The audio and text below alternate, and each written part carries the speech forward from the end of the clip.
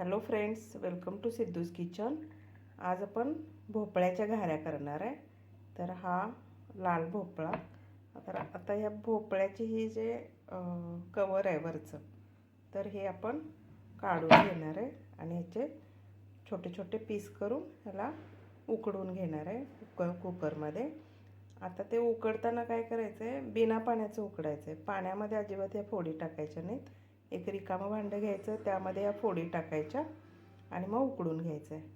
तर आता ह्याला याचे पीस करून घेते। ह्याचे हे जे साल आहे, हे खूप जाड असते साल, हे काढून घेते आणि याचे पीस करून घेते आणि मग आपण पुढची कृती बघूया। आता अशा प्रकारे हे आम्ही फोडी करून घेतल्या। आता हे बिना पाण्याचं कुकरमध्ये असं लावायचं। कुकरमध्ये खाली मी थोडंसं पाणी टाकलं आणि ह्या डब्यामध्ये अजिबात पाणी टाकलेलं नाही। आता ह्याला मी 1-2 शिट्ट्यात होऊन जाईल, शिजवून घेते आणि मग नंतर पुढची कृती बघू। आता हा आपला भोपळा इथं शिजवून झालेला आहे। अगदी मऊ मऊ भोपळा हा शिजलेला आहे। आता हा जो गूळ आहे, ते ह्या गुळामध्ये आता हा भोपळा आपण हे घालून घेऊया। या गुळामध्ये आता हा भोपळा घालून घेतला। आता हे असं मिक्स करून घ्यायचं आहे। हातानंच घेते मिक्स करून। तर काय होते, ते चमच्याने एवढं व्यवस्थित होत नाही। भोपळा थोडासा थंड झालेला आहे, थोडा कोमट आहे। तर यामध्ये आता हे एकजीव करून घ्यायचं।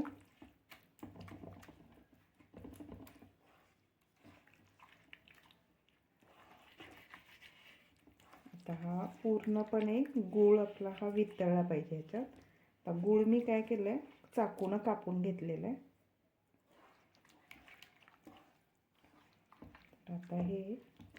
आता हे एकजीव मी करून घेते, मग तुम्हाला दाखवते।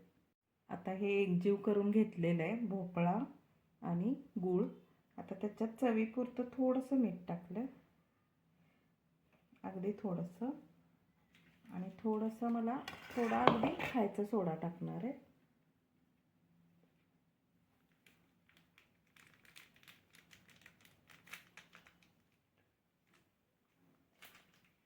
थोडासा खायचा सोडा टाकला। आता हे मिक्स करून घेते। खायचा सोडा टाकायचा असेल तर टाका, नाही टाकला तरी चालेल। तसं पण हे अगदी अशा फुलून जातात हे घाऱ्या। आता याच्यात काय करायचं आहे, थोडं थोडं गव्हाचं पीठ टाकायचं आहे। हे थोडं टाकलं मी, याच्यात पाणी अजिबात वापरायचं नाही।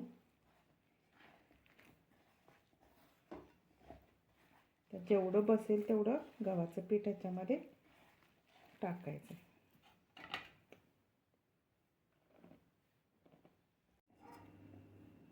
हा आता हे पीठ आपलं घाऱ्यांसाठीचं मळून झालेलं आहे। आता ह्याला जास्त वेळ ठेवायचं नाही, नाहीतर गुळाला पाणी सुटते। ह्याला आता करून घ्यायचं आहे। एक 5च मिनटं ठेवणार आहे मी, जास्त वेळ नाही ठेवायचं आहे। 5 मिनटं ठेवते आणि मग दाखवते तुम्हाला। हा रुमाल मी भिजवून घेतलेला आहे। तर आता ह्या ओल्या रुमालावर आता हे असं पाण्याच्या हाताने असं थापायचं। ह्याला लाटायचं नाही, थापूनच करायचं।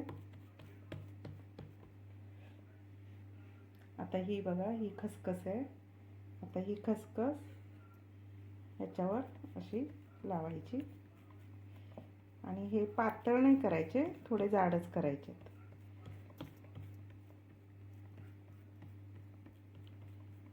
अशा प्रकारे अजून एक करून दाखवते।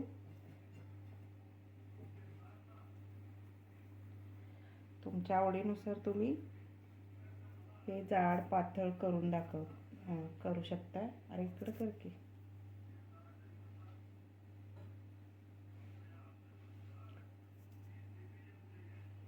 आता हा दुसरा गोळा घेतला। आता ह्याला पण असंच पाणी लावायचं बोटांना आणि असं पसरवायचं।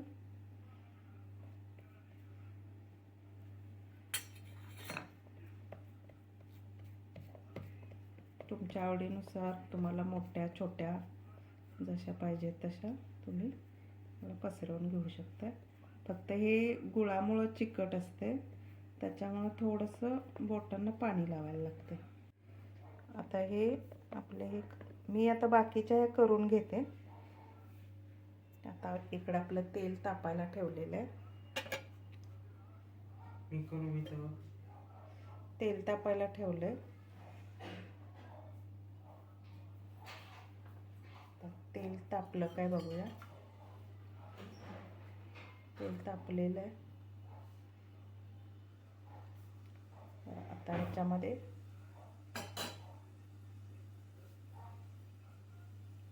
घाऱ्या थापलेल्या ह्या घाऱ्या आता सोडूया.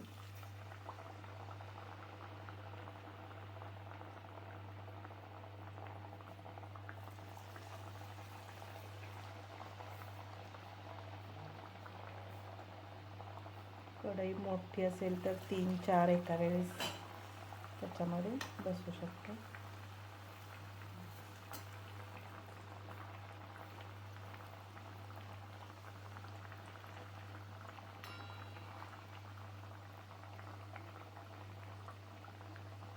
आता याला पलटवून घेऊया.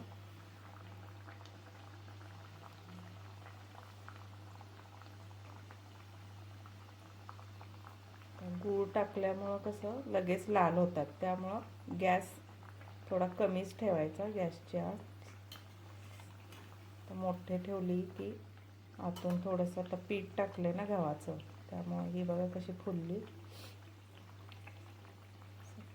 आणि हे जाड जाड असल्यामुळं कसं थोडासा मला गॅस कमीच ठेवायचा, म्हणजे आतून व्यवस्थित ते तळले जातात.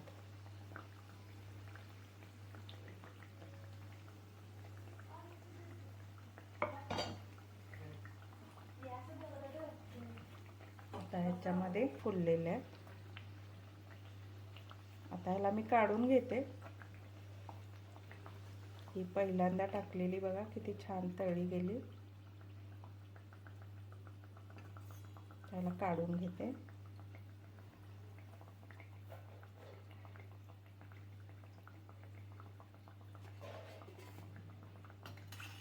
बाकीच्या पण काढून घेते. अशा प्रकारेच मी पुढच्या सगळ्या करून घेते आणि मग शेवटी तुम्हाला दाखवते. बाकीच्याही अशाच प्रकारे आपल्याला थापून घ्यायच्या आणि तळून घ्यायच्या. आता आपण हे दुसरी बॅच करतो.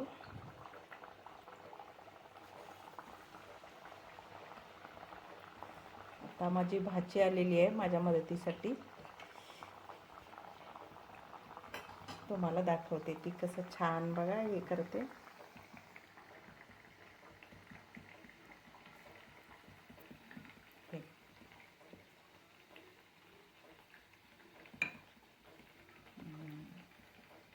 छान मस्त मस्त छान केलंस. तर इकडं आपण तळून घेऊया.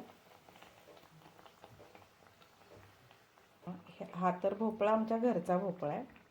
आमच्या इकडं साईडला वेल लावलेला, तर त्याच्यावर 2-3 भोपळे आलेले, तर त्याच्याच ह्या घाऱ्या आहेत घरच्या भोपळ्याच्या. बघा कशा टुम्म फुगलेल्या आहेत. हे बघा.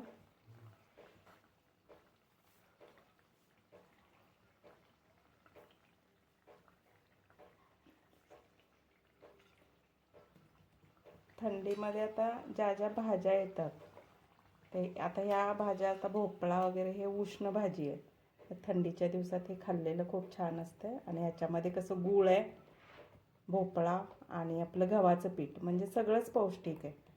त्यामुळं हे ह्या दिवसात, थंडीच्या दिवसात खायला खूप छान आहे. अशा प्रकारे घाऱ्या तुम्ही करून बघा. प्रवासात पण नेता येतात, कारण याच्यामध्ये पाणी नसते, त्याच्यामुळे हे टिकते. 8 दिवस तरी आरामात हे टिकते.